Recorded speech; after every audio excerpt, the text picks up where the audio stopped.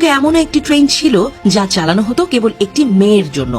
না, কোনো সম্ভ্রান্ত পরিবারের আদুরে কারোর জন্য নয়। মেয়েটি খুবই সাধারণ পরিবারের। প্রায় 3 বছর ধরে শুধু একজন যাত্রীর জন্যই চালানো হয়েছিল আস্ত একটি ট্রেন। বিভিন্ন গণমাধ্যমের তথ্য অনুযায়ী জাপানের হোক্কাইডো দ্বীপের এক প্রত্যন্ত গ্রাম কিউশিরাটাকি। গ্রামটির জনসংখ্যা ছিল মাত্র 40 জন। এত কম জনসংখ্যার জন্য স্থানীয়ভাবে সেটিকে মরা গ্রাম হিসেবে ডাকত অনেকে।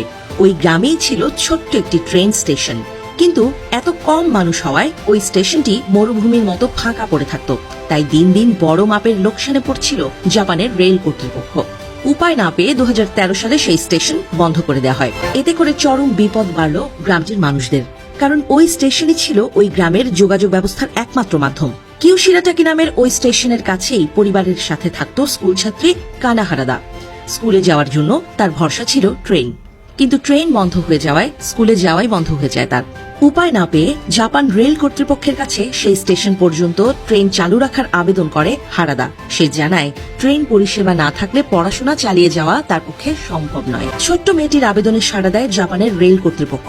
ওই রুটে আরো 3 বছরের জন্য ট্রেন চালু রাখার সিদ্ধান্ত নেওয়া হয়, যাতে যোগাযোগ ব্যবস্থার অভাবে ওই ক্ষুদে শিক্ষার্থীর পড়াশোনা শেষ না হয়ে যায়।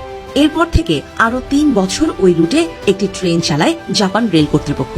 ওই ক্ষুদে শিক্ষার্থী ছাড়াও অল্প কিছু যাত্রী চড়ত কিউশিরাটাকির সেই স্টেশনটি থেকে, তবে বেশিরভাগ দিনই সে থাকত একমাত্র যাত্রী। একটি নির্দিষ্ট ট্রেন প্রতিদিন সকালে সেই ক্ষুদে শিক্ষার্থীকে স্কুলে নিয়ে যাওয়ার জন্য আসত, আবারও সন্ধ্যায় তাকে বাড়ি ফিরিয়ে নিয়ে যেত।